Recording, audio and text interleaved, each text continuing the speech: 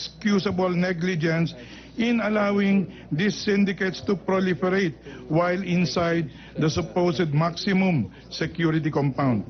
The commitment to the NBP of persons convicted by final judgment is supposed to be the final act to the victims of criminality in this country. These convicted persons are supposed to serve their sentence as punishment imposed on them by the judiciary and be reformed. This is supposed to be the closure for the victims and their families. Unfortunately, the fact that these convicted felons are still able to continue with their illegal activities while incarcerated makes a complete mockery of our criminal justice system. It renders the justice sought by the victims and their families as mere illusions. For how can justice be truly served when the perpetrators themselves are still able to commit crimes with impunity while inside the national penitentiary?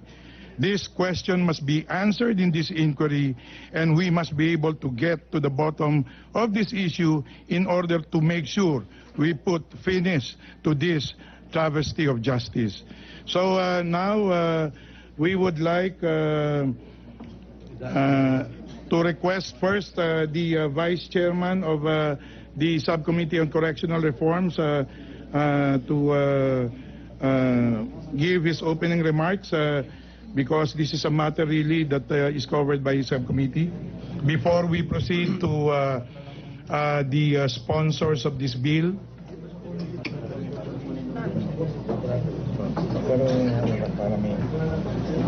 Thank you very much, Mr. Chair. In July this year, just as we formally ushered in a new regime that was elected on a promise to rid our beloved nation of illegal drugs and crime, the House of Representatives, through the evil leadership of Speaker Alvarez and other members, filed a resolution calling for an investigation in aid of legislation on the proliferation of drug syndicates at the National Bilibid Prison. Over the past years, the Filipino people's eyes have been opened to a hard and shameful truth. While rumors abounded that the National Bilibid Prison was a hub where illegal drug trade proliferated, our eyes were fully open when a raid was conducted on December 2014 by then Secretary of Justice, now Senator Laila de Lima. The said raid, which was highly publicized, yielded shabu and other drug paraphernalias, inflatable sex dolls, a stripper bar, and jacuzzi spread across 19 air-conditioned cubicles built for convicted drug dealers. Law enforcement authorities also found in subsequent raids other prohibited items such as firearms and bladed weapons, mobile phones, flat-screen TVs, laptops, Wi-Fi, luxury watches, a sauna, and over 2 million in cash from body searches of several high-profile inmates. In the villa of Peter Co., which was linked by secret pathways to areas around the Bilibid, authorities have also seized documents containing a list of names with corresponding cash amounts and dates involving drug transactions. Meanwhile, in another kubol occupied by robbery gang leader Herbert Colangco, police found a music studio where he was reportedly able to produce a music video that went viral on YouTube. According to news reports, more than 30 raids have been conducted between 2014 to 2016. Yet, despite these raids, the current realities show that the illegal drugs trade discovered in the National Bilibid Prison not only continues, but actually thrives. Are we to deduce that the illegal drug trade, we should stress, within government property has proliferated because it has actually been allowed to by people in power? Or are we to surmise that because of overcrowded cells, the task of discovering and addressing has become a sheer impossibility for our prison stewards? We must find out whether those tasked with supervising our prisons have turned a blind eye on this phenomenon. Is there truly a shabu factory inside, or was shabu allowed to be transported inside prison grounds? Of those raids, were those conducted merely for show, to gain popularity in aid of election, or perhaps to gain leverage for drug lords operating within the NBP? And why is it that cellular phones, supposedly prohibited, and which is the means by which the illegal drug trade is facilitated, continue to be confiscated from the inmates? Again, we come down to the crux of this issue. Why were we unable to stop such flagrant defiance of our laws inside a government institution and manned by employees of the government nonetheless? Instead, the situation has become so dire that our Special Action Force troopers, the creme de la creme of our law enforcement units, have been tasked with guarding the NBP.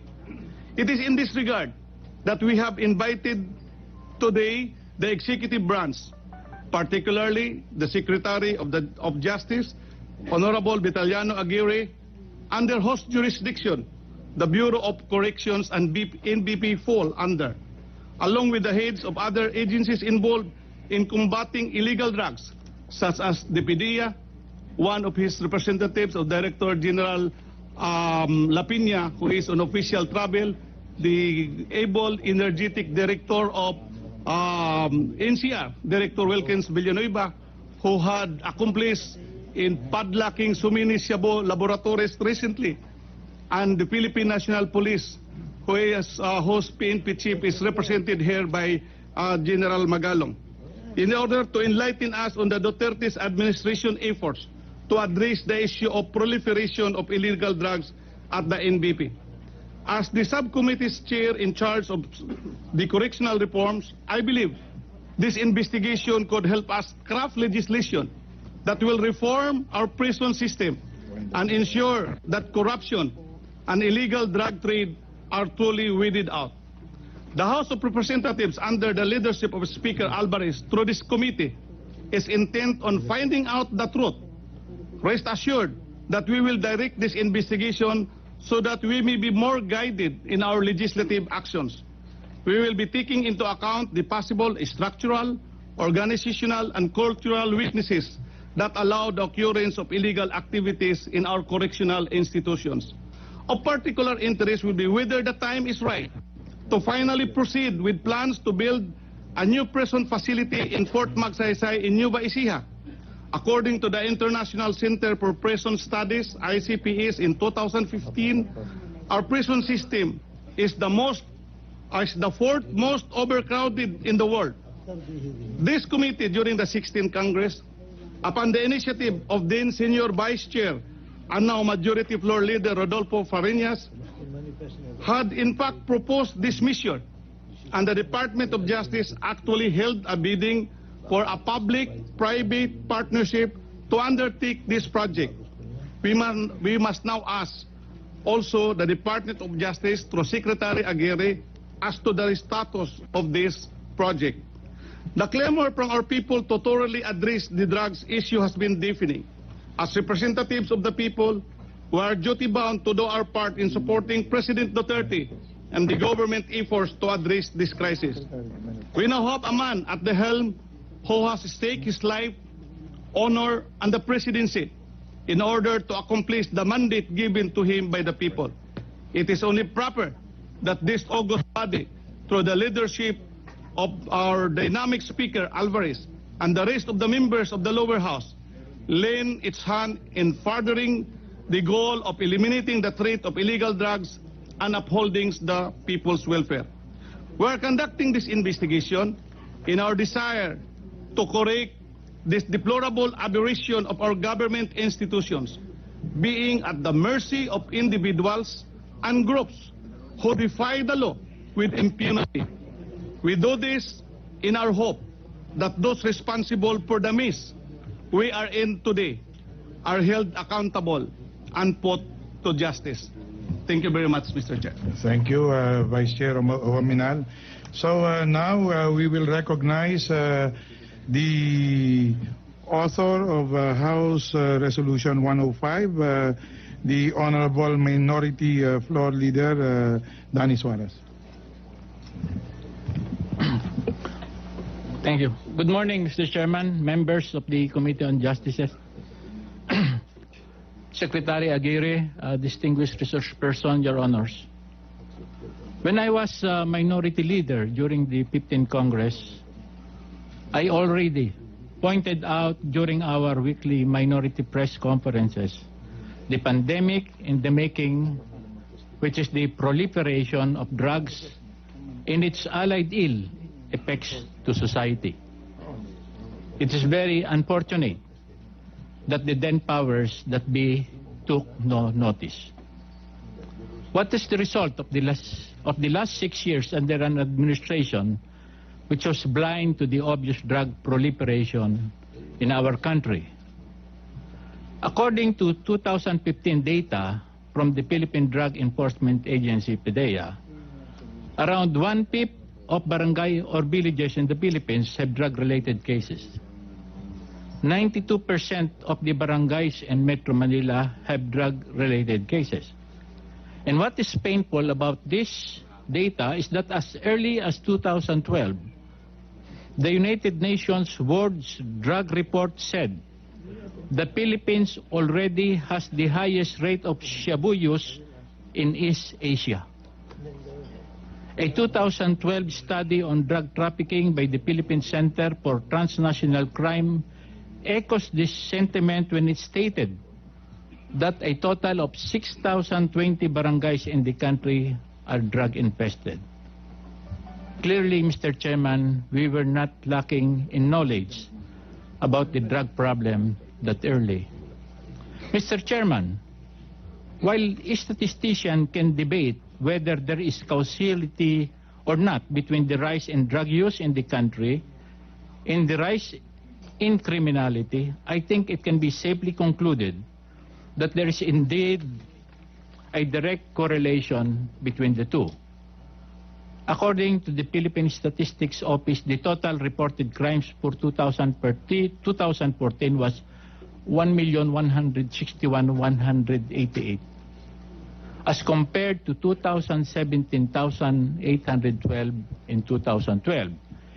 In the same time span, index crime rose from 129,161 in 2012 to 492,772 in 2014. In 2014, I was no longer surprised by the news that shocked the whole nation when a raid operation in the New Bilibid prison revealed that drug lords inside the maximum security compound live in a life of luxury. They have, as what mentioned by the Vice Chair, flat screen TVs, jacuzzis, refrigerators, cars, luxury watches, golf carts, electric bikes, musical instruments, and other prohibited contraband. These drug lords had the audacity to operate a nationwide drug syndicate while supposedly serving sentences for their crimes. Mr. Chairman, an operation this brazen could not have happened without the approval of several government high officials. When news broke out regarding the proliferation of drugs and the continued operation of the drug lords inside Bilibid, I was expecting that the House would conduct its inquiry in the matter. However, I'm not aware of any action on the part of the House to address this issue, which is why immediately after the start of the 17th Congress, I sought the help of the House leadership in order to determine the proper course of action in line with the current administration drive against illegal drugs, which is undeniably, regardless of one's political affiliation, a real menace and a threat to the Filipino people. One of the persons I approached is the current Majority Leader, Rudy Pareñas, and he told me that he would ask for assistance from the current Secretary of Justice to conduct a preliminary investigation on the matter. Given this assurance, we filed House Resolution number 105 entitled Resolution Calling for an Investigation in Aid of Legislation on the Proliferation of Drug Syndicate at the National Bilibid Prison. Through this investigation, I am hopeful that we will be able to address the root of the drug problem inside the Bilibid prison, and we will determine who among the government officials responsible, if any, are involved in the proliferation and trade of illegal drugs. Thank you, Mr. Chairman. Thank you for that. The opening remarks of the minority floor leader is noted and well taken. This is precisely what we intend to do in this committee, to look deeper into this situation besetting the National Bilibid Prison, which probably has been neglected for quite a while. At this juncture, may we now hear from one of the co-authors of this House Resolution number 105, representing the majority. We recognize Congressman Romy Acop, who is also chair of the Committee on Public Order and Security. Thank you, Mr. Chairman. To the Honorable Chairman of the Committee on Justice, to the honorable members of the committee, my esteemed colleagues, guests, and fellow workers in government, a pleasant good morning. Today, this representation as a primary author has been tasked to deliver a speech before this committee in sponsorship of House Resolution number 105, which seeks an investigation in aid of legislation on the proliferation of drug syndicates at the National Bilibid Prison. This is not an easy task to do, knowing very well the sensitive nature of the subject matter of this investigation. Not only does it concern the problem of illegal drugs that threatens to destroy the very fabric of our society, but it also focuses on the state of affairs in the premier penitentiary in the country, the National Bilibid Prison, as well as on the efforts of the government to rehabilitate and reform our brothers who run afoul with the law and now in incarceration. Frankly, I have concerns that this investigation may unintendedly step on the toes of certain personalities who may be pulling strings or holding money bags in the lucrative trade of illegal drugs in and outside the Bilibid. I am also worried that political sensitivities may be unavoidably touched upon and raise hell among the onion-skinned whose names might be dragged in the course of the investigation. But I am willing to take the chance, if only to stand for the principles that as a public servant believe in, that of pursuing integrity in the service of the people and ensuring a peaceful and drug-free society for our people to live in. I am deeply frustrated by the fact that in a supposedly tightly guarded prison facility, illegal activities like trafficking of illegal drugs, even of women, kidnapping and murders take place. Intelligence then and evidence now reveal that some high-profile inmates remain to be the central figures in the illegal drug trade, even while imprisoned. They allegedly, as what this investigation now aims to determine, collude with law enforcement officers, prison authorities, and government personnel who are reported to be in their payroll. Their network appears to be well entrenched and has become a business empire with headquarters at the National Bilibid Prison. This investigation is about cleansing the principal penitentiary in the country of all the evils of drug trafficking inside the facility, which threaten the well-being not only of the inmates, but of all drug dependents who astonishingly derive their supply from the operations of drug syndicates conveniently nestled inside the National Bilibid Prison. It is about calling to task the men and officers of the Bureau of Corrections for their failures in the administration of the facility that have aggravated the drug menace inside the prison and have put to doubt the efficiency and effectiveness of the government's inmate rehabilitation and reformation programs. It is time to call a spade and identify these erring custodial officials and officers who are in cahoots with the drug lords inside the prison facility who are making a kill in their profits from the illegal drug trade. It is payback time, it is time to put a new human face to the ill-reputed National Beloved Prison. I have strong faith in the able leadership of the chairman of this committee and its members that the investigation will be conducted in the spirit of utmost objectivity, fairness, and with due regard to the rule of law. At the end of the day, our common objectives remain the same: to ferret out the truth, to eliminate the drug menace in the country, and to restore the people's trust to our government. These goals we hope to attain by coming up with a proposed remedial legislation as a result of this investigation. May divine providence guide us in this endeavor. Maraming salamat po. Thank you, Honorable Acop. Thank you, distinguished authors of House Resolution 105. I know that many of the members would like to say something before we even proceed, but the chair feels that to provide everyone a better perspective of this situation that we are now investigating, it would be much better if the Secretary of Justice, who has conducted an investigation into the matter, would be able to provide us a comprehensive report of what they have done so far, their findings, and what the recommendations will be for the consideration of this committee. But in the meanwhile, and pursuant to rules on legislative inquiries, we will have to request all of the resource persons who will give their testimonies before this committee to take their oath, and I hereby direct the COMSEC to please administer the oath of all those resource persons. May we request those who will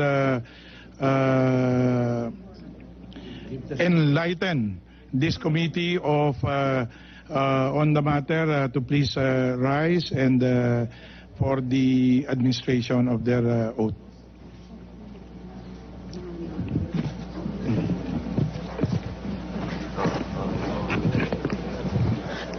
Please raise your right hand and follow me. I, please state your name.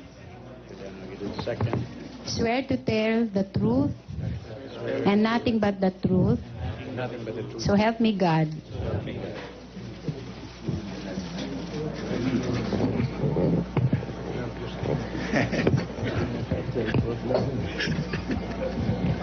Thank you, COMSEC, and thank you, distinguished guest. So we now give the floor to the Honorable Secretary of Justice, Vit Aguirre. Thank you very much, Mr. Chairman. To all our deputy speakers present, to the chairperson of the Committee on Justice, Honorable Reynaldo Umali, to the chairperson of the Committee on Public Order, Honorable Romeo Acop, to the chairperson of the Committee on Dangerous Drugs, Honorable Robert Ace Barbers, Majority Floor Leader Rudy Pareñas, Minority Floor Leader Congressman Danny Suarez, Vice Chairman Henry Waminal, distinguished members of the August committees comprising this joint investigation, distinguished members of the House of Representatives, PAO Chief Presida Acosta, the USEC of the Department of Justice, members of the media, both local and international, to all resource persons, a blessed and drug-free morning to all. Before anything else, I wish to reiterate that the Department of Justice fully supports President Rodrigo Duterte's war on drugs. We fully commit ourselves to the eradication of this menace to our children, our family, and our country. We wish to reassure the public and the honorable members of our distinguished committees that those who are responsible for the drug trade in this country, once apprehended, will find nothing but prosecution and punishment under our laws. One area of utmost concern for everyone is the proliferation and escalation of drug trade in the National Penitentiary. It is most unfortunate that convicted felons who are supposed to be punished and reformed have thrived by drug entrepreneurs and drug businessmen. Why this happened, how it happened, is the reason why we are here. We have to get to the bottom of this. We all want the truth. Drugs have caused deaths. It has destroyed families. It has shattered dreams. And it will continue to menace our people if we do not stop it. It has to stop. We have to stop it. The proliferation of the drug trade in Bilibid will not have happened if the persons in charge and those in authority did their jobs and properly discharged their sworn duties. Apparently, the drug trade in Bilibid had a consent and was condoned by these people. Ladies and gentlemen, we have prepared a list of 30 resource persons who will help us all to establish why, the how, the where, the when, and most importantly, the who and how much on the proliferation of these prohibited drugs in our prisons. The Filipino people deserves the truth. We are confident that the truth will come out. The purpose of today's hearing, I will present to the committee the video interview of J.B. Sebastian. The video showing the kubul of Peter Co. and other videos. Further, I will show the committee the ingenious ways our inmates in hiding their communication devices. Further, the resource persons will shed light on the participation of the highest official of the Department of Justice at that time in the proliferation of illegal drugs inside the new Bilibid prison. The nature and tenor of the testimonies of the resource persons are as follows. We will present Rafael Z. Ragos, who was once the OIC Bureau Director and who is still an employee and an officer of the NBI. He will testify that time in 2012, he found a black bag containing money on his bed at the Bucor Director's quarters. He received a call instructing him to deliver the black handbag containing limang manok, or in the Bilibid language, or 5 million to Mr. Ronnie Dayan. He, in June Ablen, delivered the money to Mr. Dayan and DOJ's Secretary de Lima at her house in South Bay Village, Parañaque. Mr. Ragos will also testify that on December 12, 2012, he found money on his bed at the Bucor Director's quarter. He then received a call to deliver the money to Mr. Dayan, just like the first time, and he delivered the money to the house of Secretary de Lima. This is another 5 million pesos. Herbert Colangco, he will testify, among others, that he was ordered by J.B. Sebastian to sell drugs. Also, Mr. Colangco will testify that Jonel Sanchez asked him to sell drugs for the plan of then DOJ Secretary de Lima. Mr. Colangco paid payola to DOJ Secretary and Director of Bucor amounting to 3 million pesos per month, and to the Director of Bucor 1.2 million pesos per month. Rodolfo Magleo, a former major of the PNP, will testify that J.B. Sebastian told him that several drug lords and non-conforming inmates will be removed from the maximum security compounds so he could monopolize the drug trade inside the compound. He will testify that J.B. Sebastian paid millions to the DOJ Secretary de Lima and Director Bucayo, and that J.B. Sebastian is one of the financiers of the DOJ Secretary de Lima for the latter's senatorial campaign. He will also testify that J.B. Sebastian told him that he paid the DOJ Secretary de Lima 10 million pesos for the transfer of Bilibid 19 and an additional 1 million pesos per month. We will present Noel Martinez. He will testify that sometime in January 2013. And the other leaders of gangs were introduced by DOJ Secretary de Lima, by J.B. Sebastian.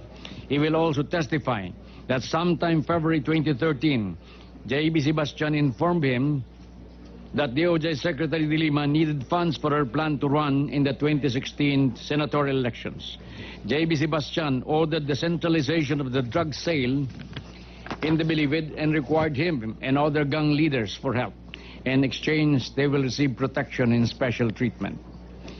Ovencio Ablen Jr., who is still with the NBI, will testify that he and Mr. Ragos were longtime friends, and sometime in November and December, together with Mr. Ragos, they delivered the 10 million, 5 million each, the 10 million pesos to the house of Secretary de Lima. Jaime Pacho, he will testify that J.B. Sebastian approached him for help for the senatorial campaign of DOJ Secretary de Lima. He then referred a person to J.B. Sebastian who received drugs and paid for it through bank deposit. The other, we were instructed, or we were told by the committee secretary that the others should not be brought here for order and security purposes, because I believe that with these 6 witnesses, we will have our hands full until the end of the hearing today.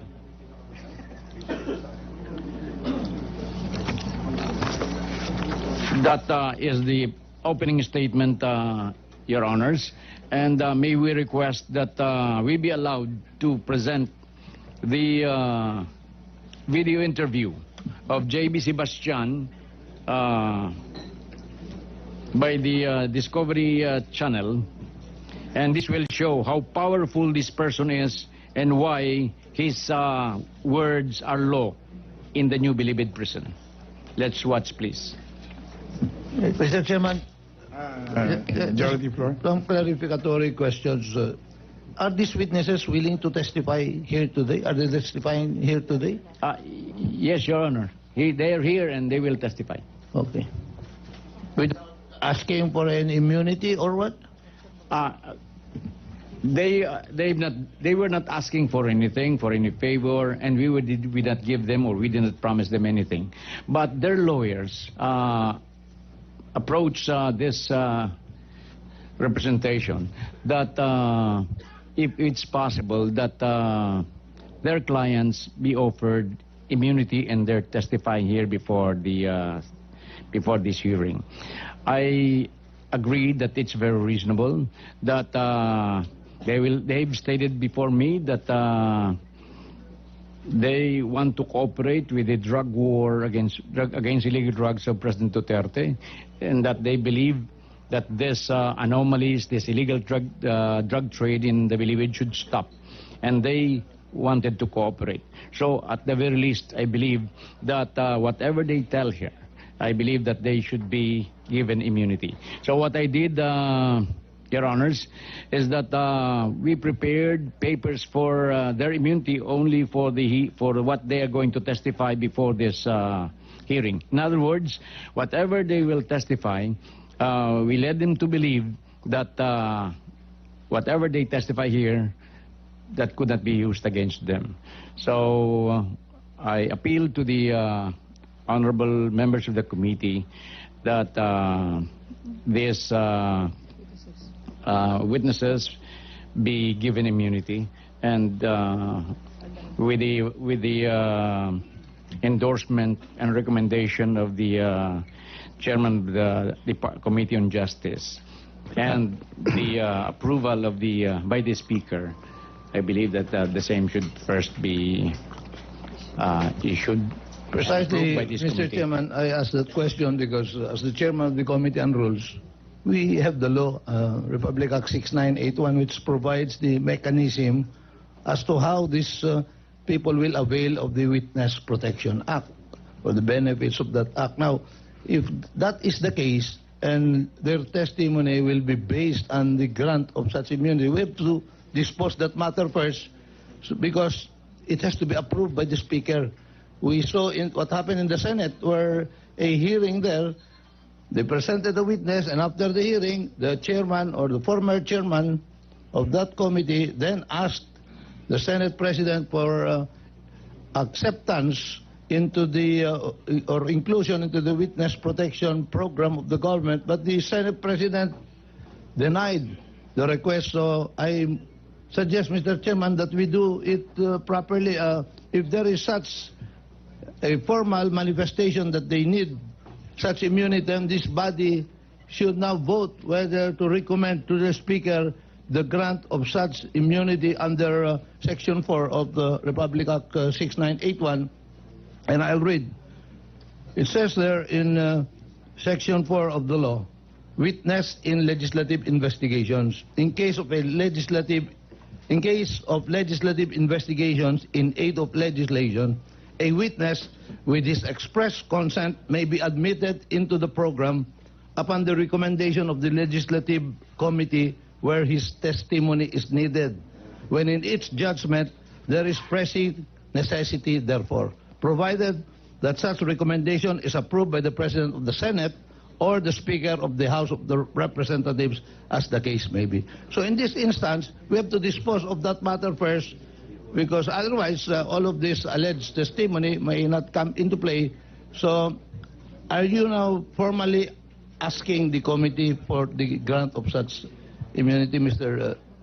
Chairman, I fully agree with the Majority Floor Leader, and may we ask that the Majority Floor Leader move that these witnesses here, the inmates, be given immunity before this the hearing of this committee. Chairman, since we were furnished last night, I was furnished by the Committee on Justice the copies of these affidavits, although they're still affidavits, and as we know, affidavits are hearsay until they are testified into by the person with cross-examination. So I think the extension or the grant of such immunity to them is necessary. So I move that the committee recommends to the Speaker that these witnesses will be afforded the protection under Section 4 of Republic Act 6981. Mr. Chair, Thank you, before we vote, Majority Leader. Just before the Vice Chair, Congressman Roque raised his hand first. Yes, Mr. Chair. Just for the record, I would like to mention the names of individuals who should be given testimonial immunity. Jovencio Ablen, Rafael Ragos, Joel Capones, Jaime Pacho, Herbert Colangco. I think those are the 6 individuals testifying today. You only mentioned 5. Okay, Ragos, Colangco, Magleo, Martinez, Ablen, and Pacho are 6 testifying today. Do you confirm this, Secretary? These Yes, Mr. 6 Chairman. individuals. Okay, Vice Chairman Liachon. Yes, just to follow through with the motion of our good Majority Floor Leader. Given the names of those applying for immunity, may we know also from the good Secretary the extent of the testimony? Are they all inmates? Because... No, Your Honor. Only 4 of them are inmates. And the other... and the 2, Ragos and Ablen, are still with the NBI. Okay. Are they also testifying now, Mr. Secretary? We are planning to present the 6. The others, because I believe that we will lack time, Your Honor. They were left at their detention cells. With that particularity, Mr. Chair, I would like to join the motion of the good Majority Floor Leader. There is a motion and a second, but before we dispose of this issue, Your Honor. Yeah, Kong Teves. Clarificatory question lang. Does immunity equate to witness protection also? Because I think other than immunity, they will also need the witness protection program if they wish to avail. That is... That's why I'm clarifying if it's by them availing of the immunity, does it equate to also them having the avail of the witness WPP right away? That is the prerogative of the Secretary of Justice. We have different immunities, and WPP is a program under the Department of Justice, and they have the mandate to likewise also admit any witness into the WPP. So my question is, in fact, I'd like to ask Secretary Aguirre, have they not been admitted into your program, or are you contemplating on admitting them into your program? For the information of Your Honors, they have the 6 have all been admitted to the Witness Protection Program of the Department of Justice. So I think that is a more stronger protection that can be afforded to them. In fact, I do not know if we still need a this legislative immunity that we will seek this committee and the speaker. So if they have all been admitted into the program, then I guess that would suffice, Mr. Secretary. Actually, it is not exactly correct because before this is only a provisional admission. So that the admission will be complete, we need the recommendation of the chairman of this committee and the approval by the speaker. So your witness, your immunity that you will grant is really subject to this particular provision of the WPP and not the regular witness protection granted under the mandate of DOJ. Anyway, that's right, Mr. Chairman. Congressman Salo. Thank you very much, Mr. Chair. Just a clarificatory question, Your Honor. Will there be no determination first on the participation or culpability of this particular persons requesting for immunity, in as much as if they appear to be the most guilty at the end of the day, everybody becomes immune, and whom are we going to prosecute or be held accountable later on? Mr. Chairman, Mr. Secretary, hindi po kinakailangan yon sapagkat dito wala pa po tayong kaso. So wala pa tayong... As the movement, may I explain to the gentleman, yung most guilty applies only to discharge of witness, of the accused. Wala pa naman accused dito. This is Witness Protection Act. So, okay na yun. Yes, Your Honor. I'm just clarifying, in as much as if we already grant them blanket immunity, then at the end of the day, the government has already stopped from any filing of a criminal case later on against them. Now, this is only immunity from their testimonies in this legislative inquiry. Mr. Chairman. Mr. Chairman. Congressman Garvin. Yes, thank you, Mr. Chairman. Since the aforementioned witnesses, Mr. Chairman, I've heard they have already prepared a written statement before they testify into this committee. And under the rules, within 48 hours, they have to furnish the committee secretariat of this said affidavits or written statement, Mr. Chairman. May we know, Mr. Chairman, if members of this committee can be furnished of the affidavits in order to guide us accordingly before we grant this immunity? Yes, in fact, we requested Secretary Aguirre to prepare sufficient copies for distribution to the members of the committee to save on time.